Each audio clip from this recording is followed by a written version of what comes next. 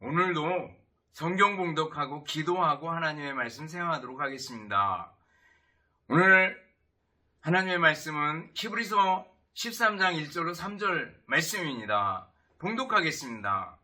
형제 사랑하기를 계속하고 손님 대접하기를 잊지 말라. 이로써 부지 중에 천사들을 대접한 이들이 있었느니라. 너희도 함께 갇힌 것 같이 갇힌 자를 생각하고 너희도 몸을 가졌은즉 학대받는 자를 생각하라. 아멘. 기도하겠습니다. 사랑과 은혜가 풍성하신 하나님 아버지 감사합니다. 이 시간 하나님의 말씀을 생각하는 소중한 시간입니다. 말씀들 마음으로 받고 마음에 새기고 믿음으로 승리하며 살게 하옵소서. 예수님 이름으로 기도드리옵나이다. 아멘.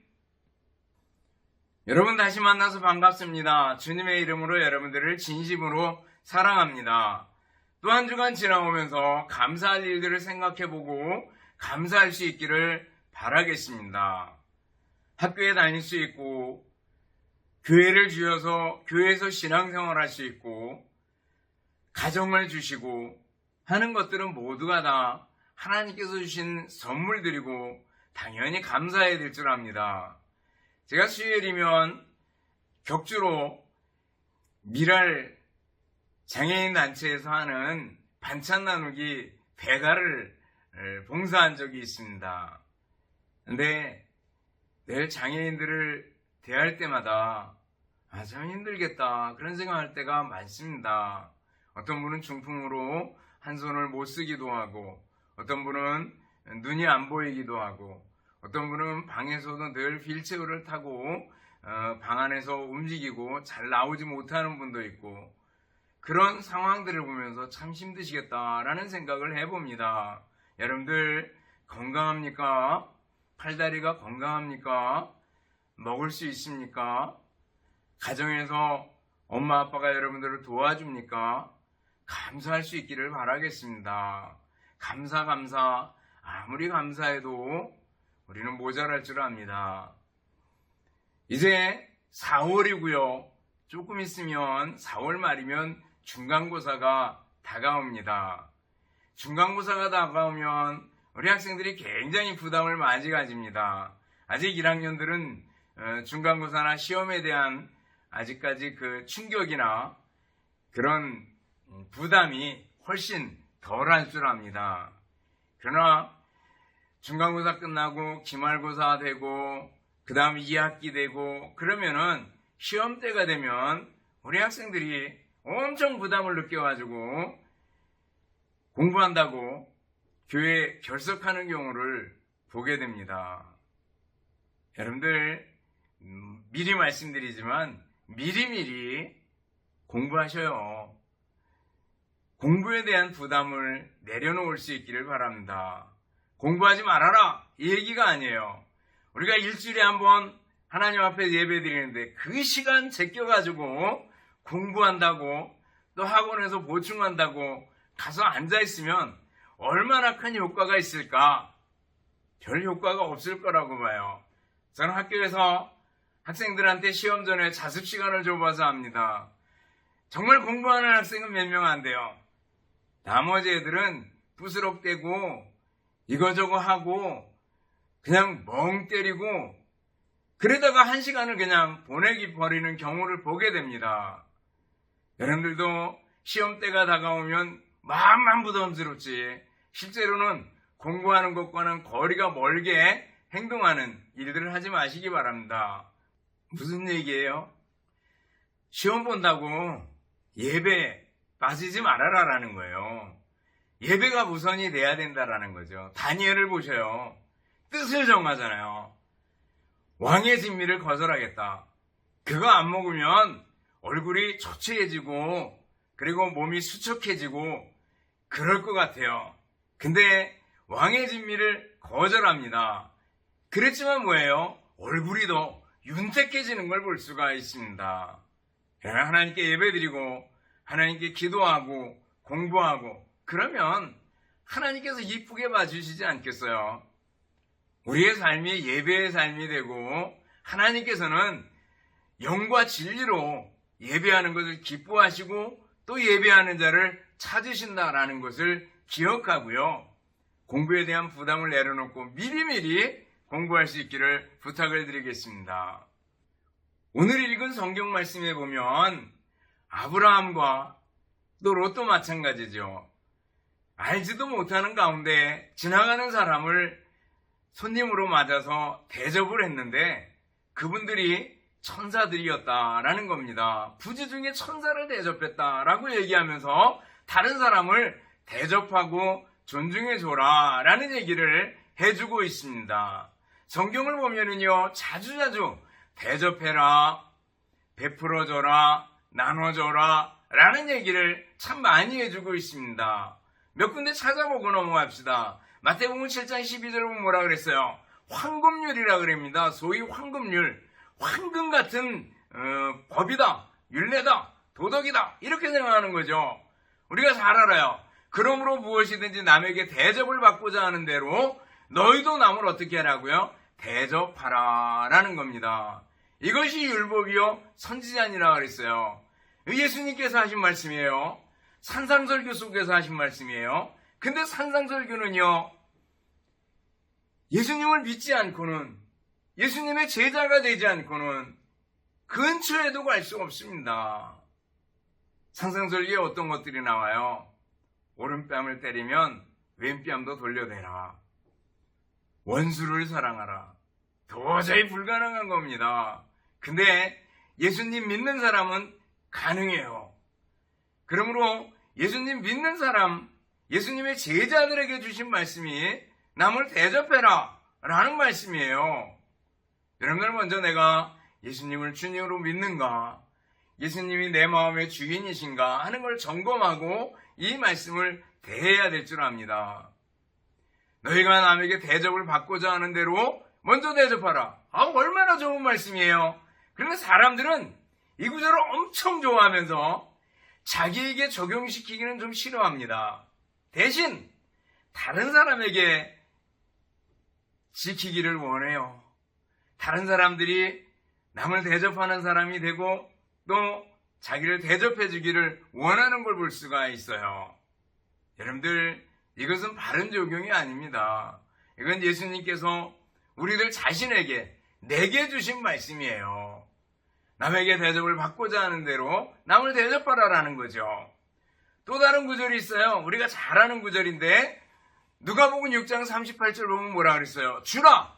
그리하면 너희에게 줄 것이니 곧 후이되어 누르고 흔들어 넘치도록 하여 너희에게 안겨주리라 그랬어요. 주래요. 나눠주래요. 베풀어주는 사람이 되래요. 그러면 뭐예요? 하나님께서 채워주시겠다고 말씀하고 있어요. 또 사도행전 20장 35절에 보면 바울사도가 밀레도라는 곳에서 에베소 교회 장로들을 청해가지고 쭉 말씀을 주시면서 주님께서 모범을 보이신 거 기억하십시오 이렇게 얘기를 하면서 주님의 말씀을 인용합니다. 또 예수께서 친히 말씀하신 바 주는 것이 받는 것보다 복이 있다 하심을 기억하여야 할지니라 이렇게 말씀하고 있어요. 주는 것이 받는 것보다 복이 있다라고 예수님께서 말씀하셨는데 그걸 꼭 기억하라는 겁니다. 구약으로 넘어가서 시편 37편 25절 26절을 보면요, 내가 어려서부터 늙기까지 의인이 버림을 당하거나, 의인은 하나님과 바른 관계를 가진 사람이라고 생각하면 됩니다. 그 자손이 걸식함을 거짓짓하는 걸 보지 못하였도다. 그는 종일토록 은혜를 베풀고 구워주니 그의 자손이 복을 받는도다 그랬습니다. 의인, 하나님과 바른 관계를 가진 사람, 그 사람은요 종일토록 다른 사람에게 베풀어주고 구워준다고 말씀하고 있습니다. 또 전도서 11절 1절을 보면은요, 너는 내 떡을 물 위에 던지라, 열한을 후에 도로 차지리라 이렇게 말씀하고 있습니다. 당시 사람들은 빵을 먹었는데 그 빵이 이렇게 피자보다는 좀 작겠지만 동그란 납작한 빵이었고요. 그걸 물에다 띄우면 둥둥 떠내려갑니다. 그런데 그 빵이 떠내려가다가 누군가 그것을 주워서 먹는다는 거죠. 누가 먹었는지는 모릅니다. 그렇지만 그것을 주워먹는 가난한 사람들이 있을 것이다 라는 거예요.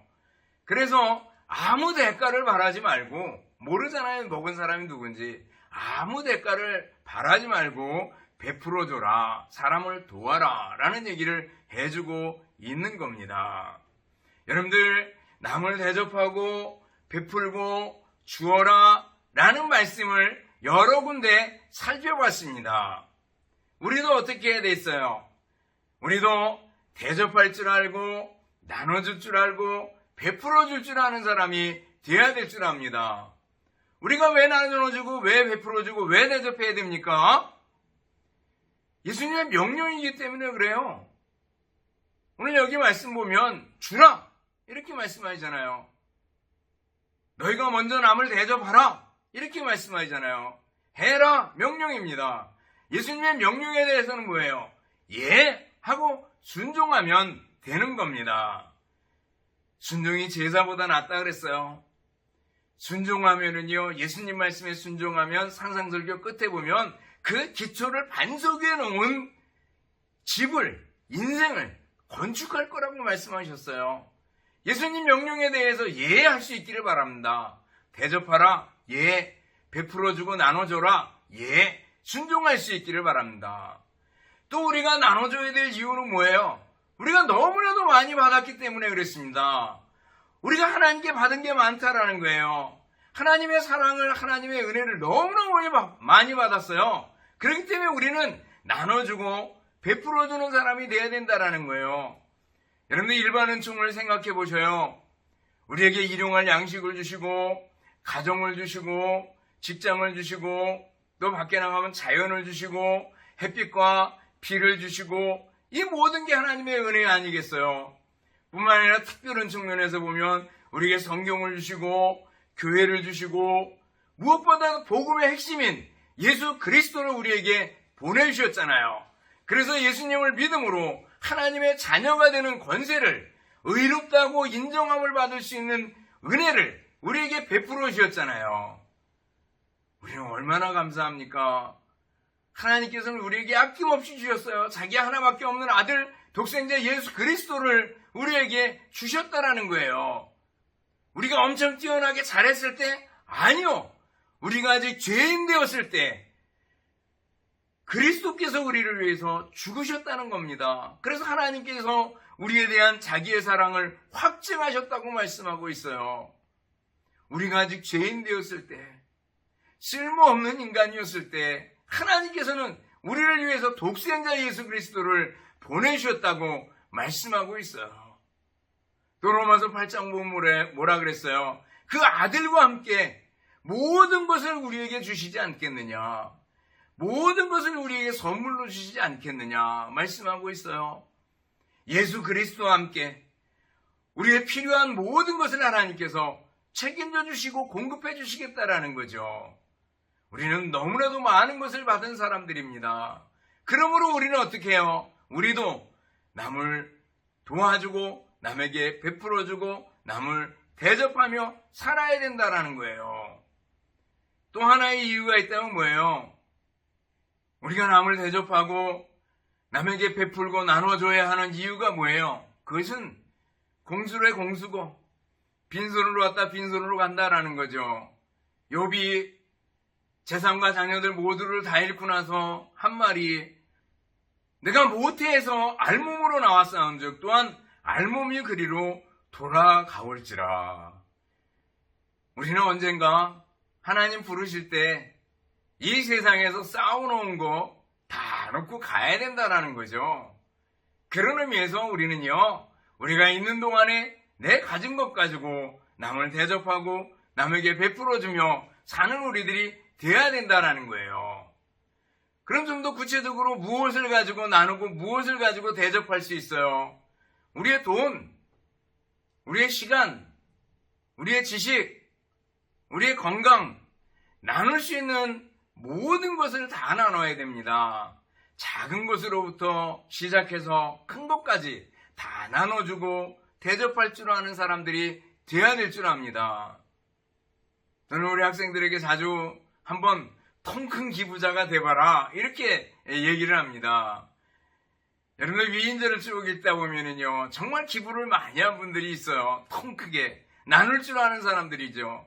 근데 하나님께서 그들에게 더 많이 채워주시는 걸 볼 수가 있습니다. 나눠주면 없어질 것 같은데 더 채워주셔요. 예화 사전에 보니까 이런 얘기가 나와요. 노새하고 나귀하고 각각 주인의 짐을 짊어지고 가는데 노새는 힘이 좀 세고 나귀는 힘이 약합니다. 나귀가 너무 힘든 거예요. 그래가지고 노새야 나 좀 도와줘. 너무 힘들어. 못 가겠어. 죽을 것 같아. 근데 노새가 나도 힘들단 말이야. 그리고 어그저그저 갑니다. 그러다가 나귀가 너무 힘들어서 쓰러져 버리고 그 끝에 죽어버렸습니다. 그러자 주인이 그 나귀의 짐과 나귀까지 노새에다가 얹어가지고 가게 됐다라는 거예요. 우리가 나눌 수 있을 때 나누고 대접할 수 있을 때 대접하고 하는 사람이 돼야 된다라는 거죠. 아둥바둥 나 혼자 잘 살려고 애써요. 결과가 그렇게 좋지 못합니다. 여러분들 늘 다른 사람에게 베풀어주고 나눠주는 사람 될 수 있기를 바랍니다. 그러면 대접하고 나눠주는 사람에게 하나님께서 어떻게 해주신다 그랬어요? 누가복음 6장 38절 쭉 보면은 하나님이 채워주신대요. 주라 그리하면 너희에게 줄 것이니 곧 후일되어 누르고 흔들어 넘치도록 하여 너희에게 채워주리라 말씀하고 있습니다. 세상 나라들은 남의 것을 뺏어야지 부자가 되고 잘 사는 줄 알아요. 그러나 하나님의 원리는 나눠주래요. 그럼 하나님께서 채워주시겠다라는 거예요. 여러분들 이 말씀을 꼭 기억하고 나눠주고 베풀어 줄 수 있는 사람이 될 수 있기를 바랍니다. 그럼 우리가 대접하고 주려면 어떻게 해야 됩니까? 먼저 내가 어떤 대접을 받고 싶은가라는 걸 생각해 볼 수 있기를 바랍니다. 언더스탠드는요, 이해한다 그런 뜻이잖아요. 근데 가만히 보면 언더 밑에 아래 그리고 스탠드 선다라는 거 아니겠어요? 아래에 선다는 거예요. 입장을 바꿔놓고 생각해 보는 겁니다. 내가 대접을 받고 싶은데 그런데 대접받고 싶은 게 어떤 것들이 있는가 한번 생각해 보셔요. 그걸 어떻게 해요? 다른 사람에게 적용하라는 거죠. 여러분은 어떤 대접을 받고 싶습니까? 존경과 존중을 받고 싶지 않습니까? 왕자 대접, 공주 대접을 받고 싶지 않습니까? 우리는 다른 사람을 존경하고 존중히 여기는 태도를 가져야 합니다. 그래서 바울사도는 빌립보서 2장을 쓰면서 어떤 일을 하든지 다툼이나 허용으로 하지 말아라. 오직 겸손으로 해라. 그러면서 예수님의 모습을 얘기해줘요. 하나님이 하나님과 동등됨을 취할 것으로 여기지 않고 사람으로 내려오시고 종의 형체를 가졌다는 거죠. 십자가에 죽기까지 복종해 주셨다는 거죠. 그러면서 예수님 닮아가라. 종이 되고 그래서 다른 사람들을 존중해 줘라 라는 얘기를 해주고 있습니다. 푸주간의 백정 얘기를 여러분들 잘 아시지 않습니까?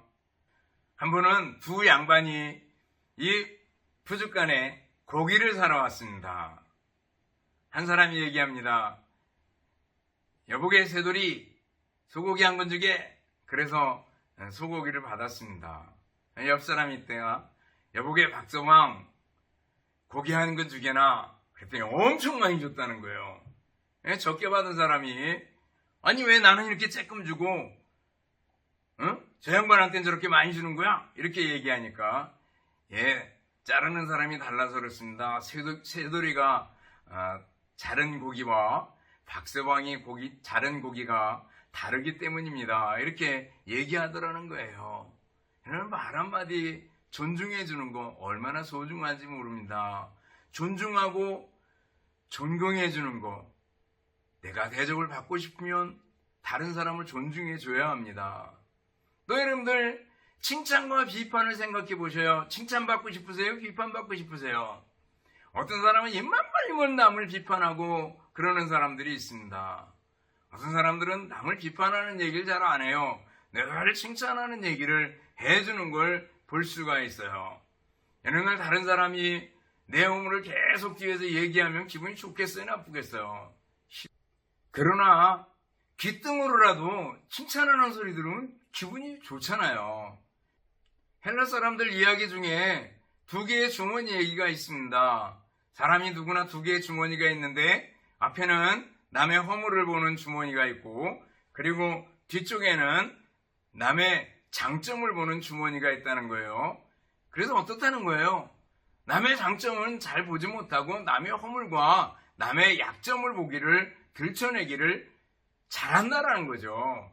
여러분들, 우리는요, 다른 사람을 칭찬해주고 다른 사람의 장점을 격려해주는 사람이 되어야 될 줄 압니다. 칭찬이요, 아이들에게 버릇없는 아이를 만드는 거 아닌가 이렇게 생각될 때도 있지만요, 굳이 잘못된 걸 칭찬할 필요는 없겠지만 잘한 거, 좋은 건 얼마든지 칭찬해 줘야 될 줄 압니다. 빨간 머리의 한 폴란드 소년, 피아니스트를 꿈꾸던 파데렙스키라는 사람이 있었습니다. 그런데 조금 할 때 피아노 치는데 레슨 선생님이 와가지고 야, 넌 손가락이 짧고 굵어서 안 되겠다 그랬어요. 그래가지고 굉장히 낙심하고 있었습니다. 그런데 그 동네에 피아노의 거장 루빈스타인이라는 사람이 방문을 했다가 얘한테 피아노 한번 쳐보라 그러고 피아노를 쳤는데 굉장히 칭찬을 해줬어요. 너 굉장히 잘하는데 조금만 하면은 내 천부적인 재능이 빛을 발할 것 같아 라고 얘기를 해줬어요. 그래가지고 얘가 피아노를 정말 잘 쳐가지고 세계적인 피아노 곡들을 여러 개를 만들었다고 얘기하고 소녀의 기도라는 유명한 곡을 만들었다고 얘기합니다. 나중에 폴란드의 대통령까지 지냈다고 얘기를 해요. 여러분들, 칭찬이, 한마디의 칭찬이 아이들을 이렇게 살려내는 그런 경우를 보게 됩니다. 여러분들, 칭찬받기를 원하면 내가 먼저 칭찬해주는 사람 돼야 되지 않겠습니까? 또 대접 중에 사랑받기를 원하잖아요. 내가 사랑받기 원하잖아요. 그만큼 뭐예요? 나도 다른 사람을 사랑해줘야 된다는 거예요. 진실한 친구를 원하면 내가 진실한 친구가 돼줘야 되는 거 아니겠어요?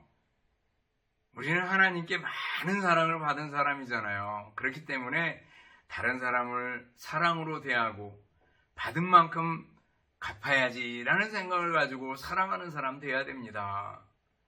또 우리는 어떻게 대접할 수 있어요? 기도로 할 수 있습니다.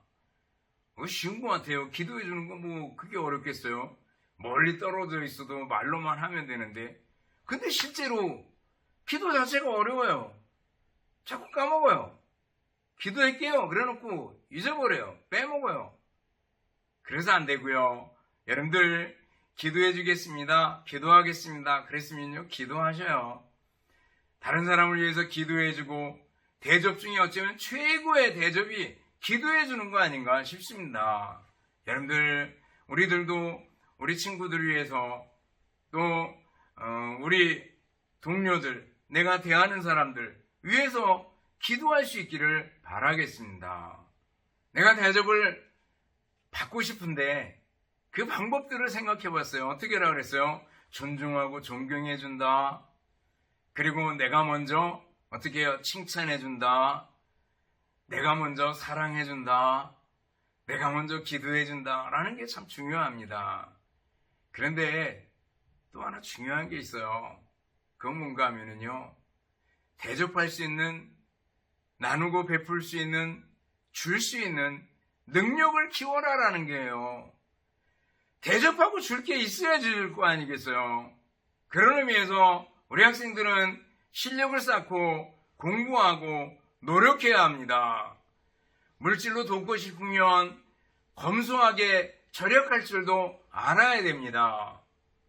뭔가 가진 것을 남겨야지 그걸 가지고 다른 사람을 도울 수 있는 거 아니겠어요? 그래서 김동호 목사님은 자주 얘기해요. 공부해서 남 줘라 얘기합니다. 공부해서 남 주냐? 그런 얘기를 잘 듣습니다. 근데 공부해서 남 주래요. 공부한 만큼 남는 거 아니겠어요? 여러분들이 열심히 노력하고 열심히 공부하고 그래서 다른 사람에게 나눠줄 수 있기를 바랍니다. 배우고 공부하려면 어떻게 해야 돼요? 공부한다, 배운다 이런 자세를 가지려면요 늘 겸손해야 합니다.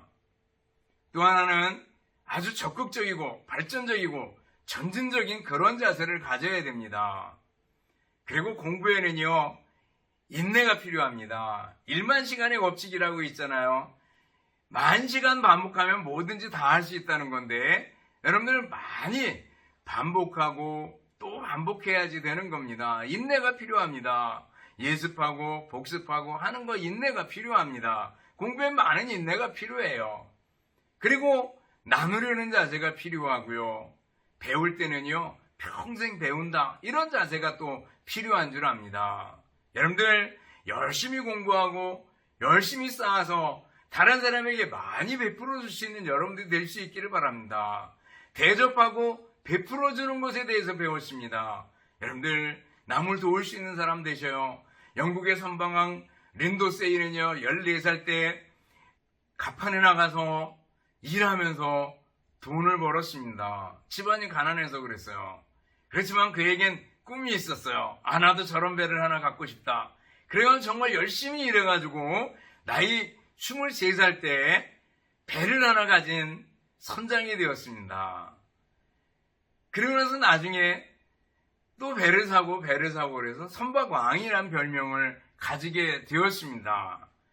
그에게 성공의 비결을 물었을 때 그가 한 얘기는 제가 다른 사람의 도움을 받고자 할 때는요 항상 내가 먼저 그를 도왔습니다 라는 얘기를 했습니다.